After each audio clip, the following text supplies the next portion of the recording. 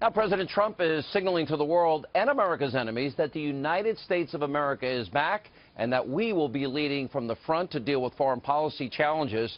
Now, the commander-in-chief is also showing that he will not be repeating the mistakes of his predecessor when it comes to the rogue regimes in North Korea and Iran. Now, earlier today, Pyongyang, through state media, threatened a, quote, super mighty preemptive strike that will reduce America's military to ashes. Now, this comes as North Korea is now facing new pressure from President Trump over their country's nuclear ambitions. And after Secretary of State Rex Tillerson announced yesterday that America is, in fact, conducting a review of its policies towards Iran, including the disastrous Obama-era nuclear deal. Well, earlier today, President Trump slammed Tehran for breaking the agreement. Watch this.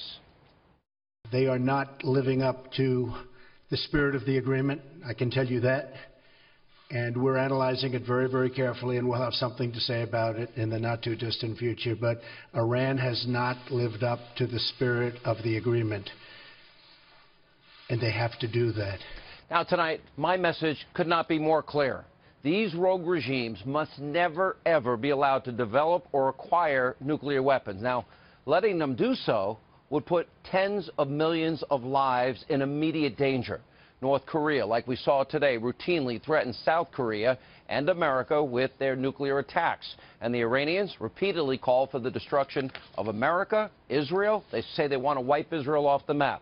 Now, President Trump is now being forced to face all of these threats after years of timid and completely naive appeasement policies of Bill Clinton and Barack Obama. For example, back in the 1990s, the Clinton administration, they struck a deal with the North Koreans, giving them $4 billion in energy aid in exchange for what they said was a promise that Pyongyang would eventually end their nuclear program. You may remember that Bill Clinton was praising this agreement. Take a look. This is a good deal for the United States. North Korea will freeze and then dismantle its nuclear program. South Korea and our other allies will be better protected. The entire world will be safer as we slow the spread of nuclear weapons. Now, obviously, this deal was completely flawed. It didn't work because of the situation we now find ourselves in. Then you have Barack Obama. Now, instead of learning from Clinton's massive mistake, well, he, in fact, secretly brokered a deal with Iran, giving the #1 state sponsor of terror $150 billion while still allowing them to spin their centrifuges. Now, take a look at Obama promising this back in 2015, a deal that he said would prevent Iran from ever getting a nuclear weapon. I don't buy it. Take a look. Today, the United States, together with our allies and partners, has reached a historic understanding with Iran, which, if fully implemented, will prevent it from obtaining a nuclear weapon. This framework would cut off every pathway that Iran could take to develop a nuclear weapon. Iran will face strict limitations on its program, and Iran has also agreed to the most robust and intrusive inspections and transparency regime ever negotiated for any nuclear program in history.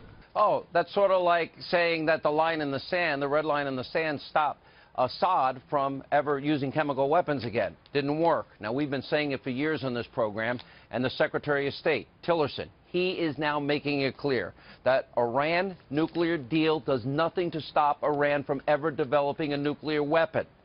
Tehran is also testing ballistic missiles, which could one day potentially carry a nuclear warhead, maybe even to the continental United States.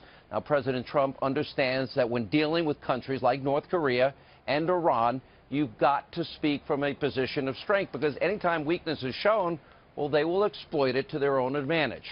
Now, if you want a perfect example of why America needs to lead from the front of the world stage to combat these many threats, all you have to do is take a look at Israel.